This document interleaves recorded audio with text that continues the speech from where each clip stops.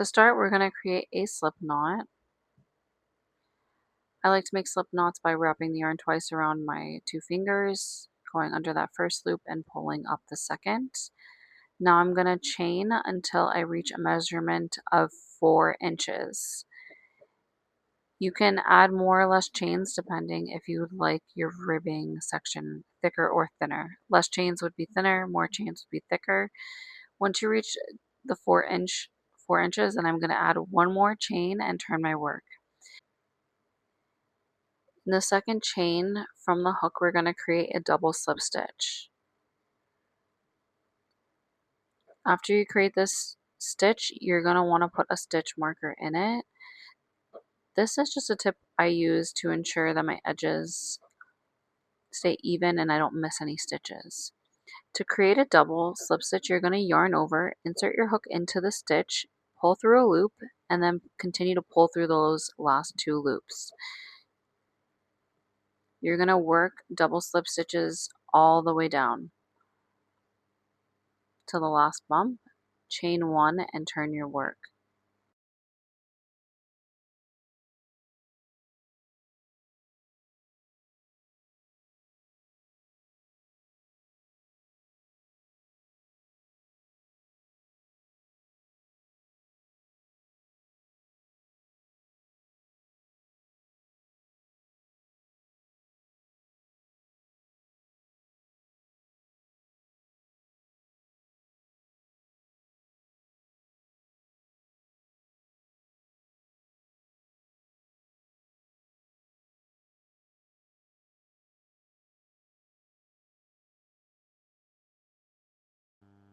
That is row 1 complete. Here I'm chaining 1, turning my work. Next we're going to loosely slip stitch in all the stitches across, working in the back loop only. Here I'm adding my stitch marker to the first stitch. Continue to slip stitch in the back loop only down the row until you reach the last stitch. In the last stitch, I like to go through both loops. Here you'll see me, that's the last stitch. I go through both loops rather than just the back one, and I pull through a slip stitch.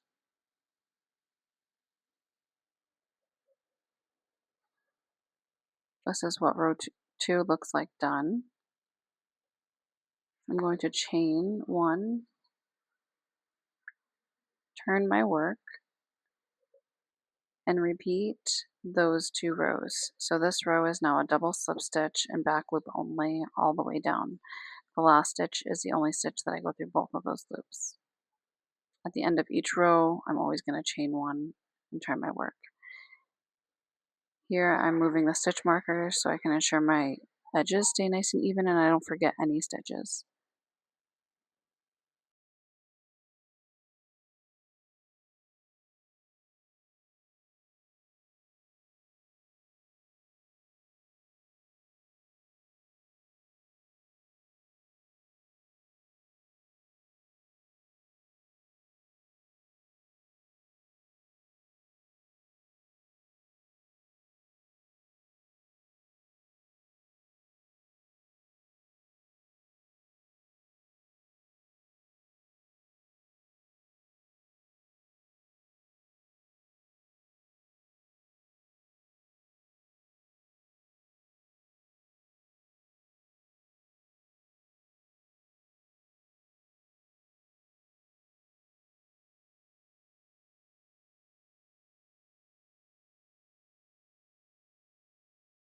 You'll continue that repeat of a row of double slip stitches followed by a row of slip stitches until you reach measurement A, which is half of your waist measurement as mentioned in the beginning of the video.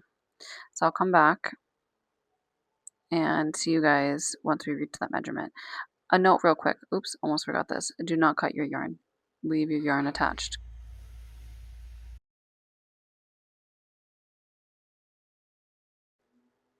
Now it is time to start our mesh panel where we left off in our ribbing. We're going to chain one and we will be working in the V created in the ribbing. Start by adding 2 single crochet in each V down the row. You'll want an odd number of stitches once you've completed the row, even if that means the last V only has 1 stitch rather than 2.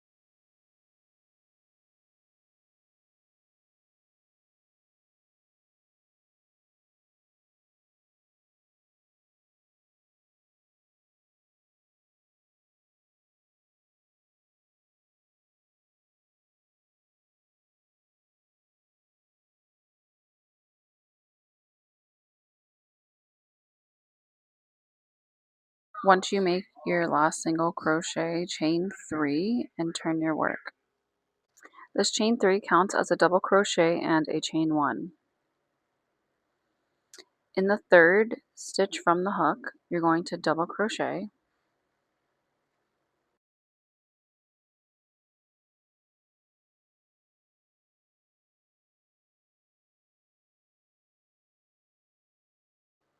Here, you'll see me add a stitch marker to what is the first stitch of the row. It's that second chain in the chain 3 that you made. I add a stitch marker there so I don't miss it. Then I chain 1, skip a stitch, and double crochet. Skipping here, I'm entering another double crochet here, chain 1, skip a stitch, double crochet, chain 1, skip a stitch, double crochet. I get a little fast, so you could definitely slow it down if you need to and rewatch, but this is the mess stitch that will continue the entire way down the row. Here I wanted to show that I made a mistake. I couldn't find my mistake, but I chose to just skip 2 stitches and complete my row. This is me looking for that mistake. I don't find it. It's not a big deal. I'm just going to skip 2 instead of 1 and put my last double crochet there. It happens. And that is my first row complete. I chain 3. This counts as my first double crochet and chain space. I put a stitch marker in that second chain because that is technically our first stitch. And I am skipping 2 stitches and putting a double crochet in that third one. If it makes it easy, you will always have a chain space on top of a chain space and a double crochet on top of a double crochet.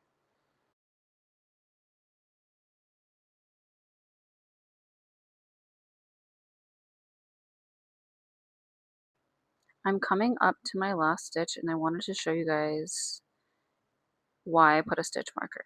Here I just chained 1 and I'm looking for that stitch marker. I'm making a double crochet into that stitch where the stitch marker is. That was my first stitch of the first row and where the last stitch needed to be.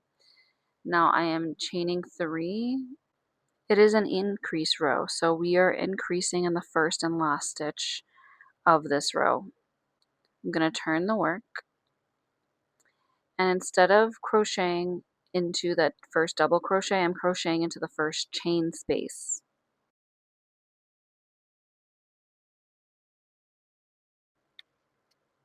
Then chain 1, and now that first double crochet from the row below gets a double crochet on top. This is what it should look like. You can continue as normal down the row until you reach the last crochet window.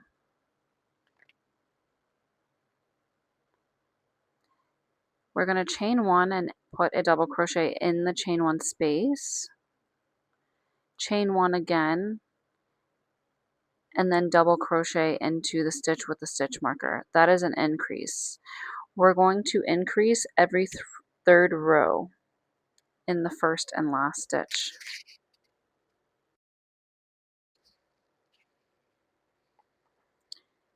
Chain 3 and continue the mesh stitch for another 2 rows, followed by an increase row. You're going to continue to increase every third row until you reach measurement B. Once you reach measurement B, then you will continue to make the mesh stitch until you reach measurement C. Feel free to go back and replay the increases if you need to at any point. I will try and have those time-stamped in the description.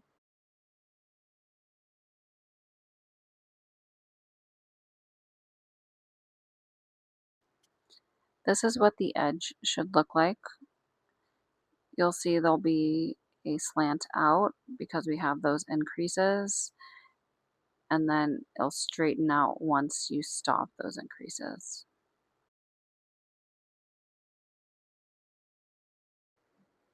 Go ahead and cut your yarn, fasten off and cut your yarn because we will do this process all over again for a second panel. After you finish making the second panel, you want to keep the yarn attached to that one, and that's where you'll see me here pull up a big loop to make sure I'm not accidentally unraveling it. We're actually going to put right sides together. It's easy for me to tell what side is right side based off of the ribbing. That's what I was trying to point out here. Put right sides together, and using stitch markers, I kind of just guesstimate where I think I would want my shoulder seams to be. I line up the little windows, count them out, and add a stitch marker in the first and last window so I can try it on in the second here. I think I forgot to mention that you'll be doing this to both sides before we try on to see if we like where we have it connected.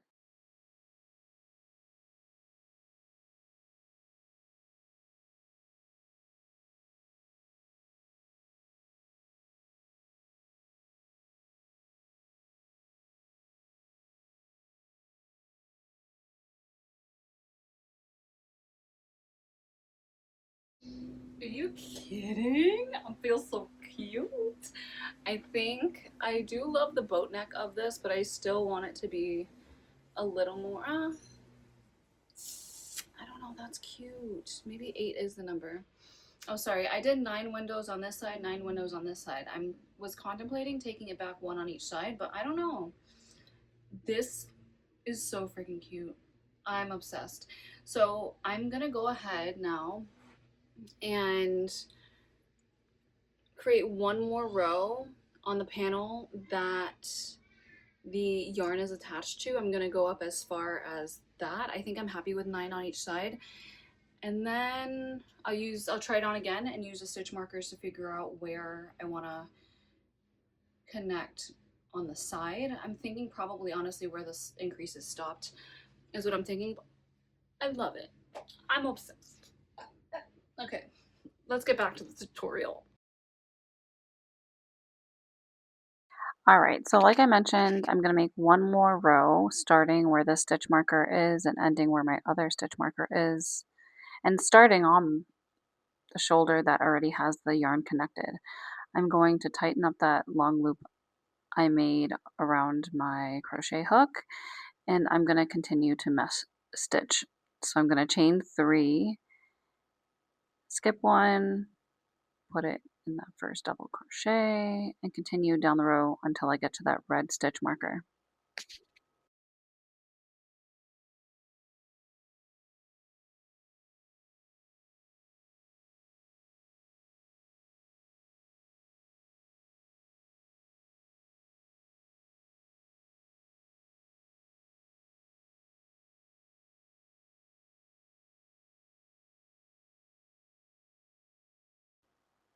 Here you'll see that I put the stitch marker in a window, which is a chain space, but I'm actually going to put the last double crochet in the double crochet after that chain space. Hopefully that makes sense. You can see it here.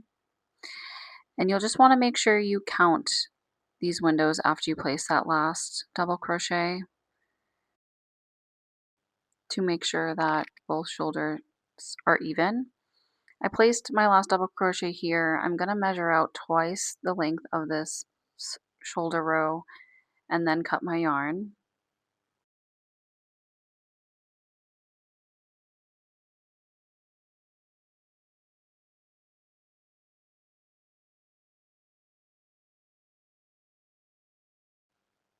To begin the next shoulder row, you will create a slip stitch.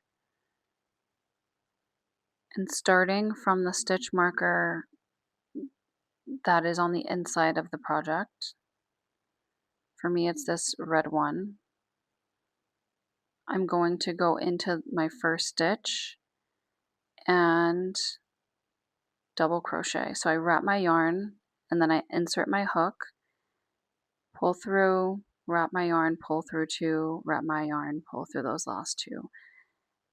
And that makes a very seamless double crochet join. Then I'll chain one, skip the chain space, and then make a double crochet on top of the double crochet from the row below. Continue the mesh stitch as normal down the row until we reach the last stitch.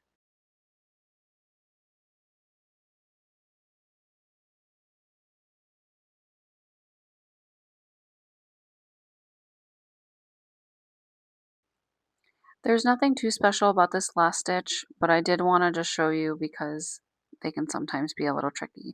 But I'm placing my last double crochet here. It takes me a few times, but I finally get it. And then you can go ahead and leave, again, a tail that is twice that length. And then you can cut your yarn. And we'll move on to seaming.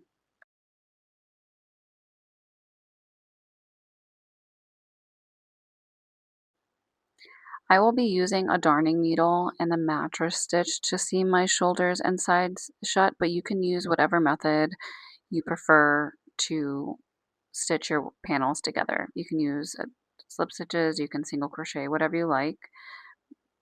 But in the video and for the sake of my tutorial, I prefer the mattress stitch. I find that the seams lay shut.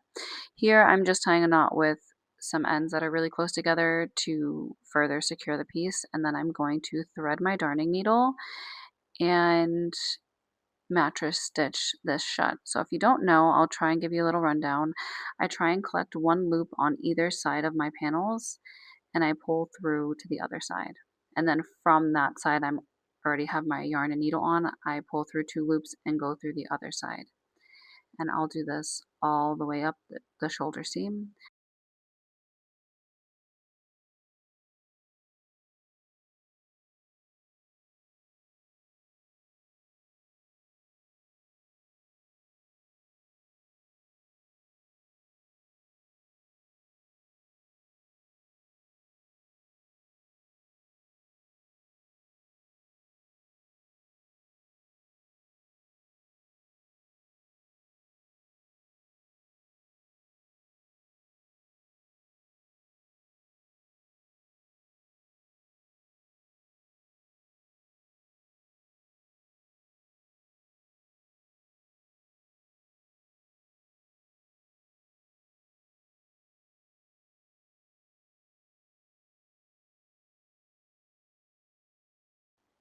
Here I'm showing you how I go through those last stitches that are chains and I'll actually tie a knot. It's kind of hard to explain, so this one I'm going to need you just to watch. I kind of go back into the stitches and pull through the loop I make in order for it to be a knot. I should make some labels so I know which way is front and which way is back. Anyways, my biggest concern is that, because obviously like my arm is not the same circumference all the way down. I'm have a wider circumference here than I do here. So I want to make sure that although this is gonna be small down here, that there's still enough space up here for my arm to move around. It's kind of tricky because ideally I would have had that sealed up already. So if you can try and connect the ribbing roughly, then it can tell me I want it to be kind of like right here. A stitch marker. I'm gonna mark it together. And my arm feels pretty comfortable in that. I might move it down one more maybe, because I definitely want to feel comfortable, and it's a relaxed shirt. It's a relaxed kind of top. That's much better. Okay, I'm gonna take it off now. I had estimated that I was probably gonna end up closing up the arms where I did my last increase, and sure enough, that's where I organically ended up putting my stitch marker. So, wrong sides out, right sides together. We're gonna pull another piece of string that is roughly the size of, like at least the size, if not double the size of your seam here. I'm going to thread my darning needle, and we're going to start where it's easy because we want to make sure that our ribbing lines up. So to start, I'm going to be working in these V's right here and these V's right here. I'm going to be working on in the outside ones. So for on these V's, it's going to be this top row, and on, crap, I guess I can do it two ways. On this V, it's going to be this bottom row. So I'm going to insert my hook here, pull it all the way through. You have like this. And then because I have an end here, I'm going to go ahead and tie a knot, making sure to leave enough of a tail to weave in later. Don't worry about it being super, super, super tight, because we can always pull the other side of the yarn and it will close up that hole. So there you go. We're going to start there. Our yarn is attached. And then from there, I'm going to go in this back loop, pull through, and then from this way, I'm working here, gonna go straight over here. It's the mattress stitch that you're gonna be working.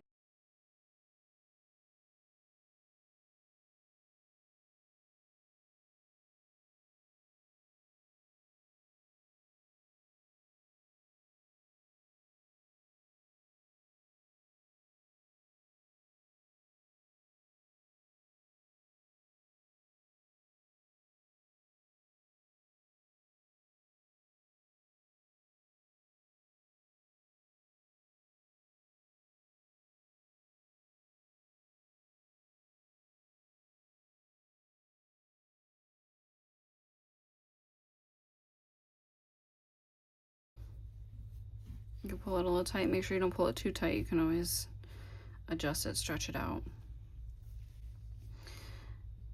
Now we just want to make sure that the windows are going to be lined up. So the same thing, I'm just going to continue with the mattress stitch, just making sure I get a loop on the other side, a loop on each side.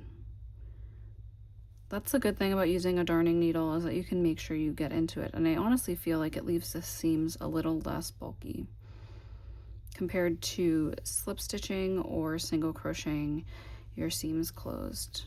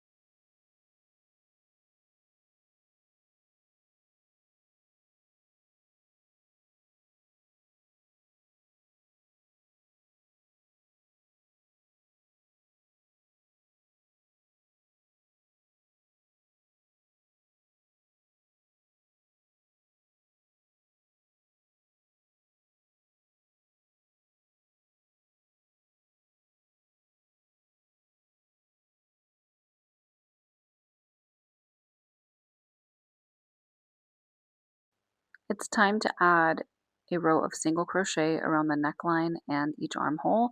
To start, I'm going to create a slip stitch. We'll want to make sure that the right side is out, and we'll attach our yarn by making a single crochet on somewhere on the neckline. I prefer the back panel, but you can really place this anywhere. I also like to put a stitch marker into this first stitch so that I remember that it is my first stitch.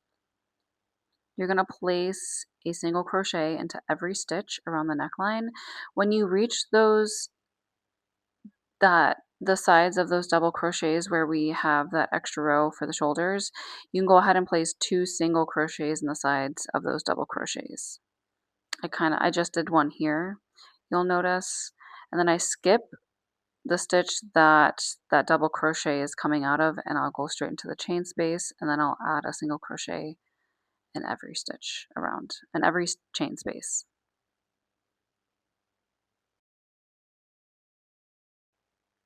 When you make it around to the stitch marker, you'll go ahead and slip stitch into that stitch that has the stitch marker. Fasten off, and you can go ahead and cut your yarn. We'll be repeating this process to each of the armholes.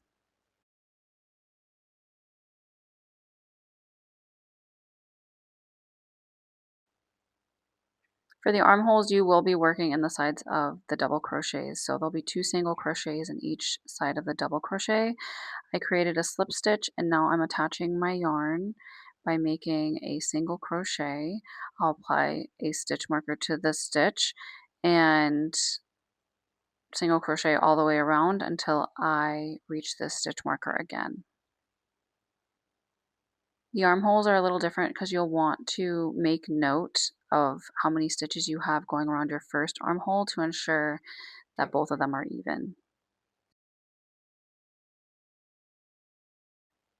When you make it around to the stitch marker, you're going to slip stitch into that first stitch that has that stitch marker, pull your yarn through, fasten off, and cut your yarn.